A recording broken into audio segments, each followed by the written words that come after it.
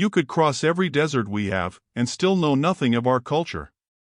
The sentence sliced through the hall like a thin, cruel blade, snapping against the golden air of Manhattan's most expensive restaurant. There was a single second of absolute silence, the kind that comes right before an earthquake, and then the reactions erupted. A muffled laugh. A disdainful glance. A wineglass lifted just high enough to hide a malicious smile.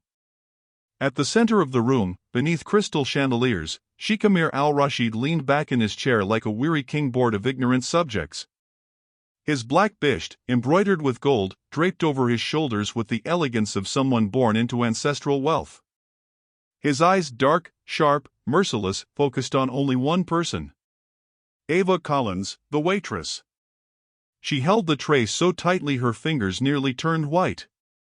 Even so, she kept her posture impeccable, discreet, invisible, like someone who had been underestimated since the moment she learned to walk. The sheik lifted his chin. "Tell me," he said, his flawless, icy English echoing through the hall. "Do you even understand one word of my language? Or are you just pretending?" Ava opened her mouth to respond, but the sheik raised his hand, a small yet devastating gesture, the kind used to silence a child. "Don't. You'll only embarrass yourself." His smile sharpened, thin, cruel, confident. "People like you never know anything about people like me." The final blow came in Arabic, rapid, deep, heavy with symbolism, a phrase so calculated it sounded almost like a spell designed to humiliate. He ended with a whisper in English. "Translate that, if you can." The entire room shrank. Ava's eyes burnt, not with fear, but with an old, silent rage, the kind built from years of being treated as nobody. If you're also hoping she turns this around, hit the like button now.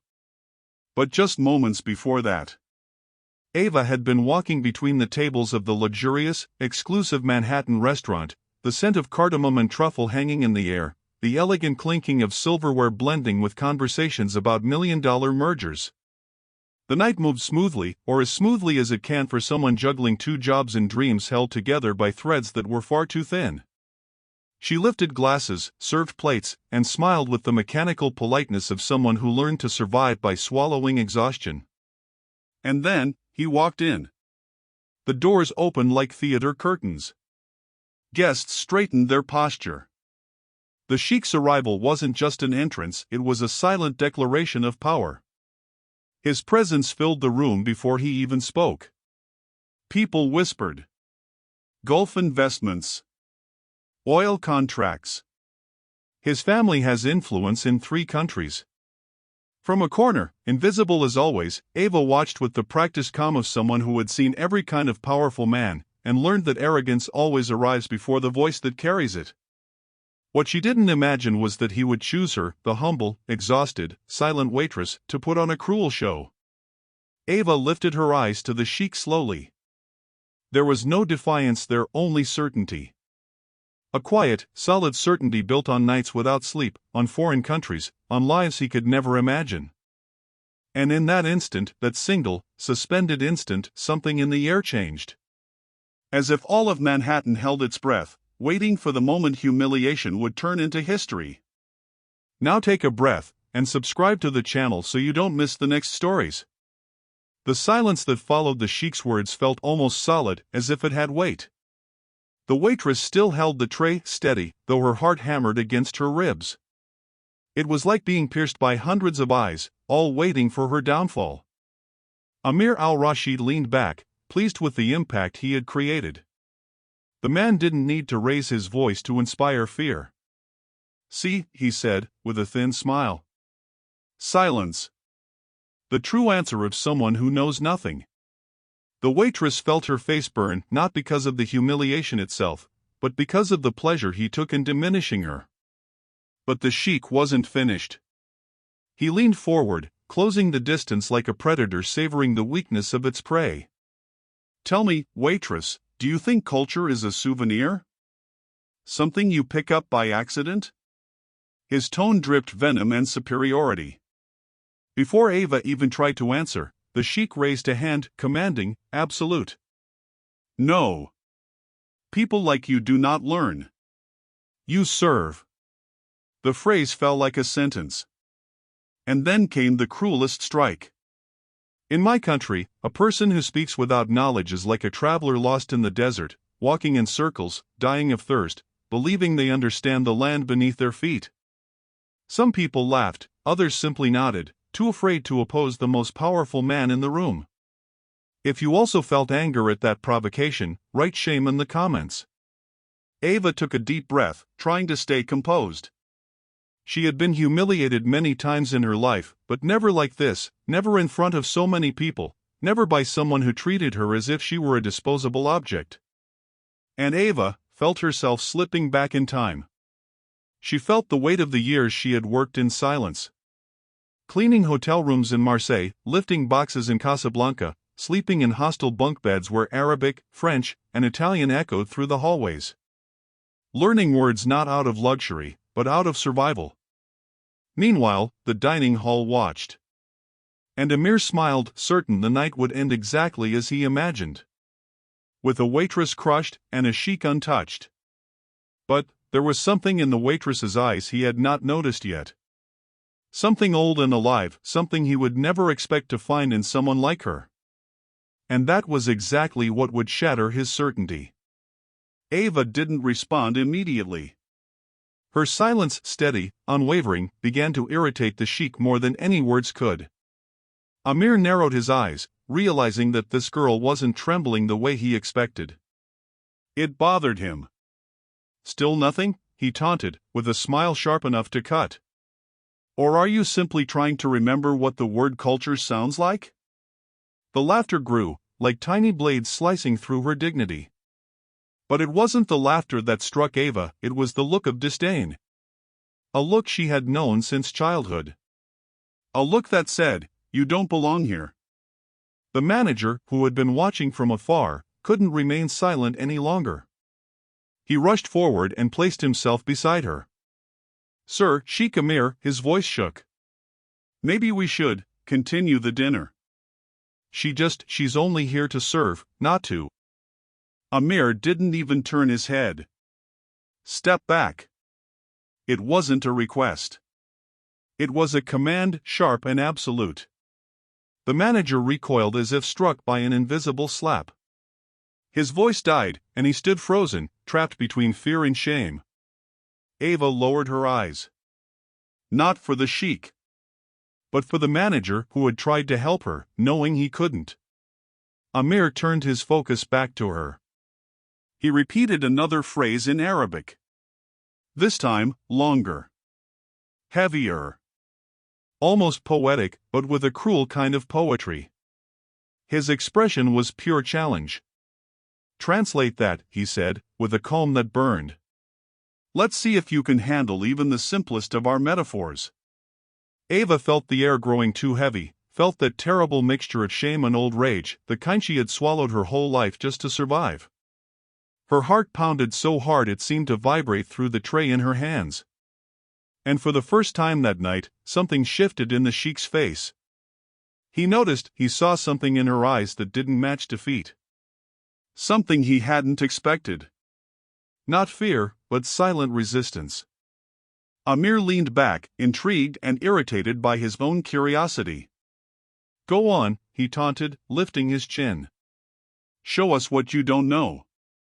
He could never imagine that his confidence, his pleasure in provoking a simple waitress, would be the biggest mistake he'd make that night. Ava lifted her face slowly, without defiance and without arrogance. It was something far worse for the sheik's pride. Conviction. A silent, solid conviction built over years of surviving in countries he would never imagine she had lived in. For a moment, the entire hall seemed to hold its breath. Even the crystal chandeliers appeared to tremble in anticipation. And then she answered. She answered in a low, steady, deeply assured tone. In classical Arabic. The first words fell into the air like drops of molten gold, clear, precise, flawless. Her pronunciation was so immaculate that some executives frowned, as if doubting their own ears. The sheik froze. His fingers, relaxed a moment ago, stiffened against the table. His eyes narrowed, not in disdain this time, but in pure shock. Ava continued. She repeated the phrase he had used to humiliate her. And then she explained its cultural meaning, layer by layer, with a linguistic subtlety only someone who had truly lived the language could possess. The hall went completely silent. And Ava didn't stop. As if an internal door had opened, the language flowed from her with natural ease, like water from an ancient spring. When she finished the explanation, she shifted gently into French. The sound came out delicate, elegant, almost poetic. I never forgot a single phrase life forced me to learn. Some people covered their mouths. And then. Italian, warm, melodic, so fluid it felt like music. Ava smiled, not for the audience, but for herself as the Italian dissolved into Spanish, light as summer wind. And finally, she lifted her eyes to the Sheikh and returned to English, with the devastating serenity of someone who was finally revealing what she always knew. Languages did not come to me as luxury, sir. They came as hunger, as survival. The impact was immediate. The expression on Amir al-Rashid's face changed. First disbelief, then confusion, and then, something no one in that room ever imagined they would see in him. Humility. He tried to speak, but failed. No sound came out. Ava kept her eyes on him, not with superiority, but with dignity. A dignity so powerful it reshaped the entire room. And in that moment, in front of dozens of witnesses, the Sheikh realized. That waitress, that quiet woman he tried to humiliate, knew more about the world than he would ever admit. And it was too late to take anything back. The silence after Ava's words was so dense it seemed to fill every corner of the hall. No glass was lifted. No waiter dared to take a step. Even the lights seemed quieter, as if they feared breaking the moment. Sheikh Amir al-Rashid stared at her like a man who, for the first time in many years, was seeing beyond his own ego. He took a deep breath, a small gesture, yet full of meaning. The Sheikh, known for his impenetrable posture, finally found his voice. Where did you learn all of this? The question came out clean, almost human. Ava held the tray with one hand and kept her posture steady. Working, she answered. Surviving. The simplicity of the phrase pierced Amir like a silent arrow. He had not expected strength. Nor depth. Not even truth. And yet, standing before him, that simple waitress shattered decades of arrogant certainty with 5 quiet words. Amir rose slowly, like someone who understood that this gesture, small but symbolic, had to be made with care. Ava followed his movement without stepping back. He took one step, then another, and when he stood in front of her, he did something unimaginable for everyone watching. The Sheikh bowed his head. Just enough for all to see what was impossible to ignore. He was acknowledging someone. Forgive me, he said softly. I spoke from pride, not wisdom. A collective breath echoed across the hall. His arrogance dissolved before a simple truth. Wisdom can come from anywhere. Humility, however, is a privilege of few. The powerful Sheikh placed a hand over his chest and removed a small object tied to a leather cord, a golden pendant adorned with gulf patterns, gleaming under the warm restaurant lights. He held the piece in his palm and said, This symbol has belonged to my family for generations. It is given only to those who honor our culture with respect, more than many who were born into it. Ava's eyes widened slightly. Sir, I can't. You can, Amir interrupted gently. And you must. Because respect is the only thing worth giving. The phrase echoed through the room like a lesson for everyone present. Ava hesitated, took a breath, and finally extended her hand, touching the pendant carefully, as if holding memories that were not only hers. Amir closed his fingers over her hand for a brief moment, a gesture of silent recognition. When he released her, he added, Tonight, you taught me something money cannot buy. The dignity of those who walk quietly, but carry worlds inside them. The first applause came from a table in the corner. Within seconds, the entire restaurant erupted in applause, not for the sheik, not for the spectacle, but for the woman who kept her dignity even when the world tried to steal it. Ava took a deep breath. She smiled, small, discreet, but genuine. The night ended differently than it began. Not with humiliation, but with respect. And in the end, Ava's story reminds us of a simple truth. Respect isn't bought, it's earned. And those who hold their dignity, even while being humiliated, don't walk away smaller. They walk away stronger. Because a person's worth isn't defined by what they have, but by the posture they choose to hold. If this message resonated with you, subscribe to the channel for more stories like this.